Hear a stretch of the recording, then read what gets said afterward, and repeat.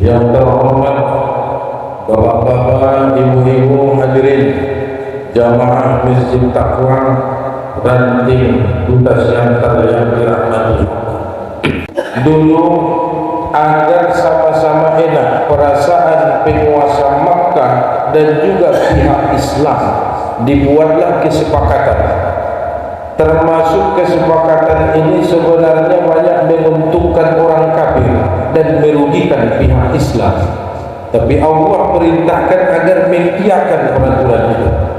Misal salah satu poin perjanjian mereka antara orang kafir dengan Nabi Muhammad sebagai pihak Islam, apabila ada orang-orang Makkah atau orang-orang Quraisy masuk Islam, berangkat ke Madinah, bergabung dengan Nabi Muhammad tanpa persetujuan kabilah mereka, istilah kita tanpa persetujuan ketua perkahanggian mereka, maka harus dikembalikan ke Makkah. Tapi apabila ada orang-orang Madinah yang memohon perlindungan ke Makkah, bergabung dengan orang-orang Quraisy di Makkah, tidak boleh dikembalikan. Sebenarnya kan merugikan Islam.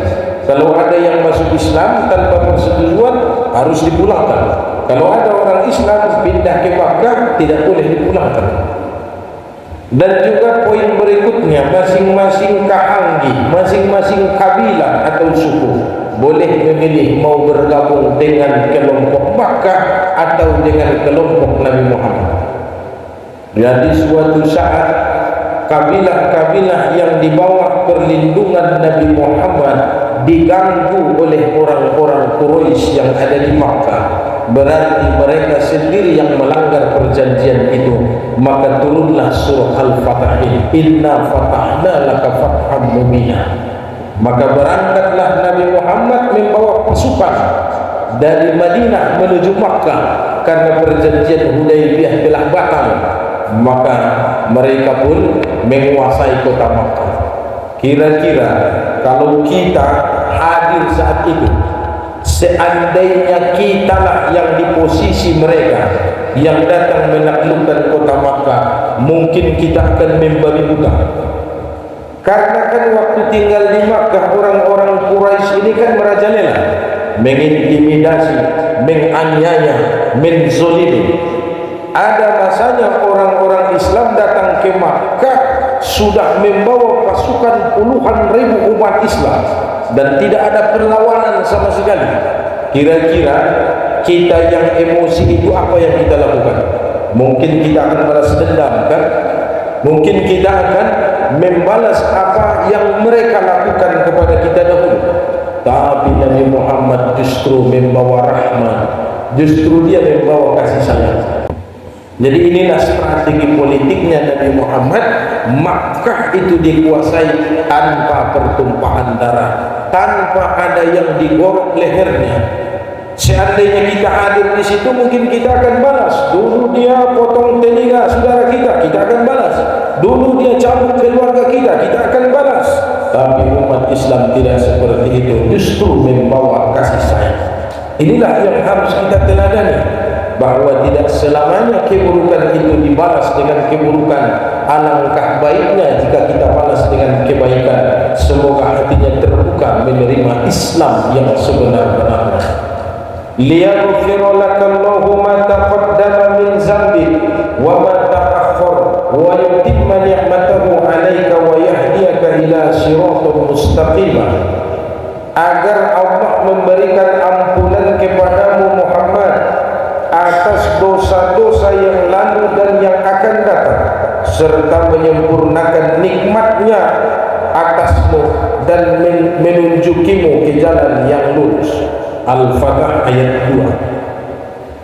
Ayat inilah yang menyebabkan Nabi Muhammad mulia dibanding para nabi dan rasul yang lain, karena ayat ini menjamin dosa Nabi Muhammad yang telah lewat dihapuskan, yang akan datang pun akan dihapuskan.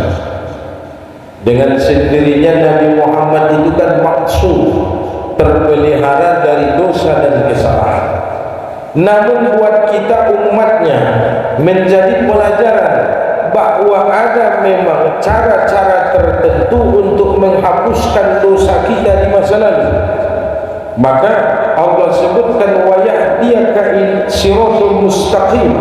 Allah berikan petunjuknya. Apa petunjuk buat kita untuk menghapuskan dosa kesalahan ini?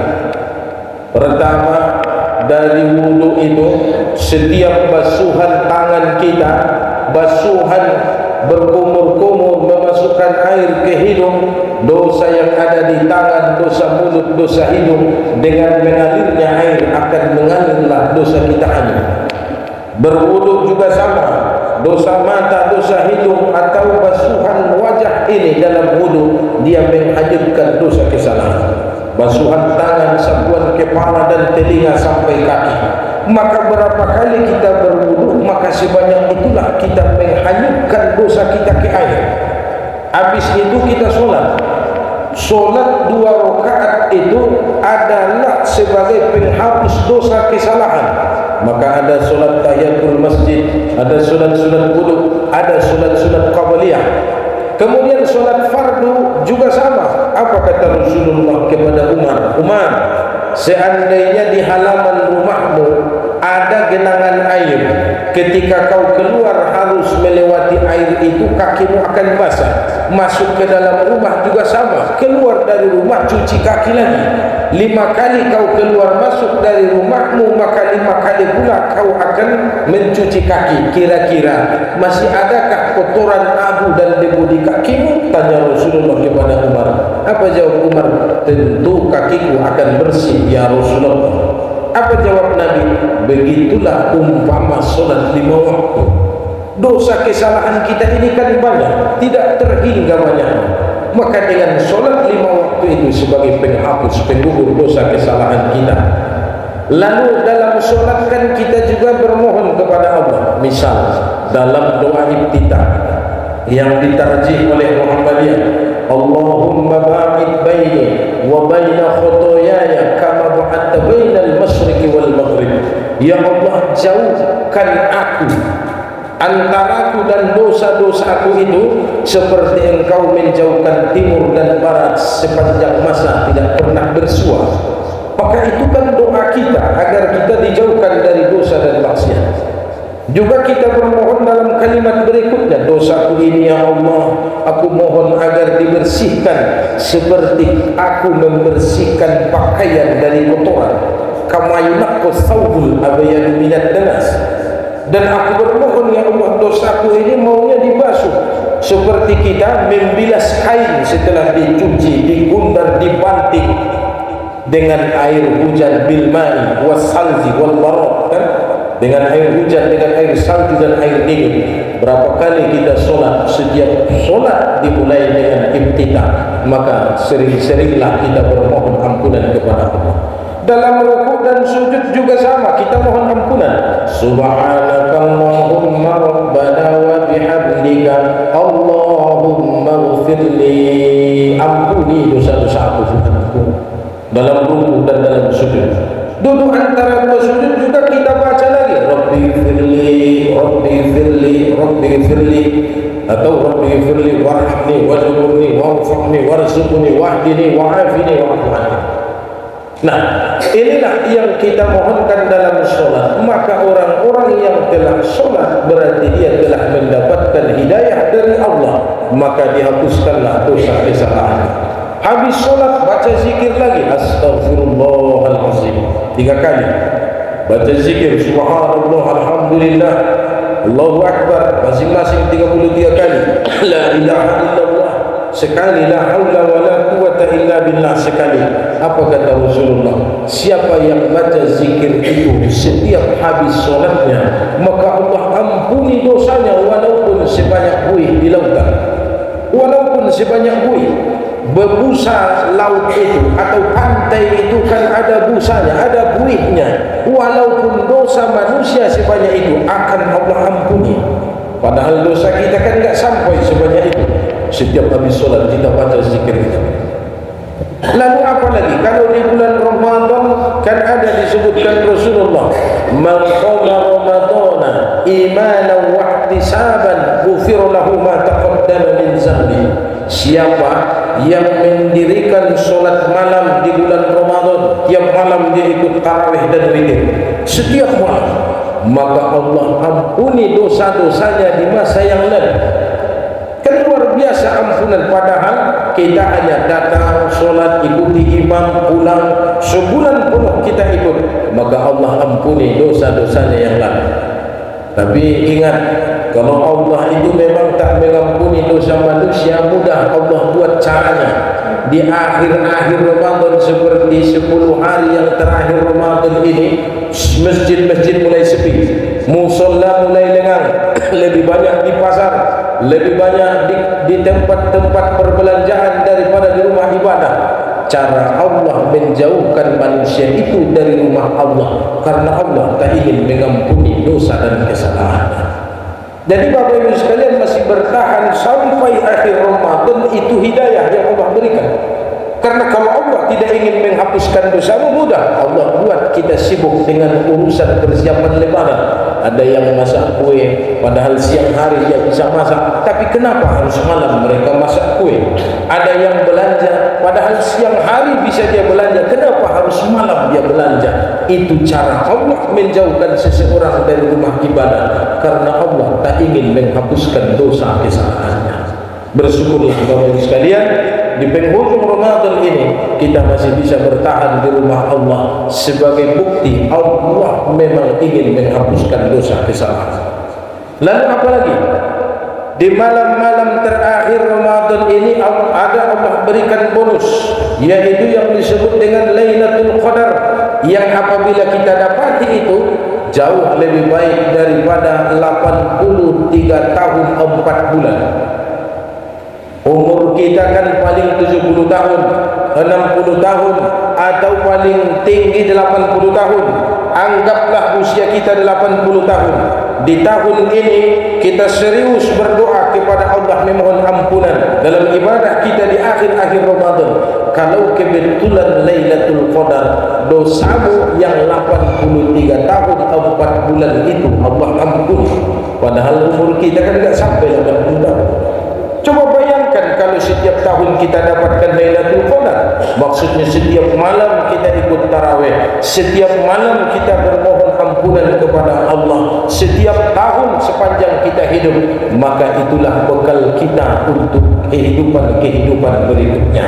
Karena umur kita ringkas, tapi Allah berikan satu amalan yang satu malam itu lebih baik daripada 83 tahun 4 bulan. Kalau 10 tahun ini terus kita beribadah dan setiap tahun kita dapati Lailatul Qadar, maka bisa jadi ibadah kita sudah melebihi 830 tahun, karena 83 dikali 10.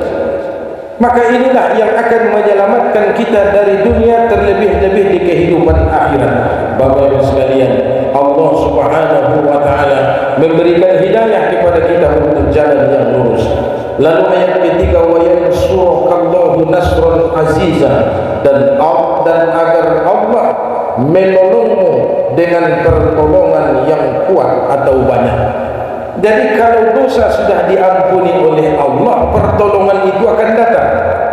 Bapak Ibu sekalian, ibarat air minum kemasan atau ibarat gelas atau botol yang tertutup rapat, tidak akan mungkin bisa kita tambah karena tutupnya masih di situ. Tidak bisa.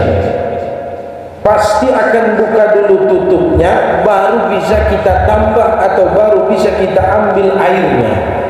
Badan kita ini tertutupi oleh dosa dan maksiat. Setiap saat kita bermohon, pada hakikatnya telah Allah kabulkan, tapi tidak sampai pada kita, jawabannya adalah dirimu tertutupi dosa dan kesalahan. Maka bagaimana bagusnya ibarat gelas yang diisi dengan air comberan atau air kotor.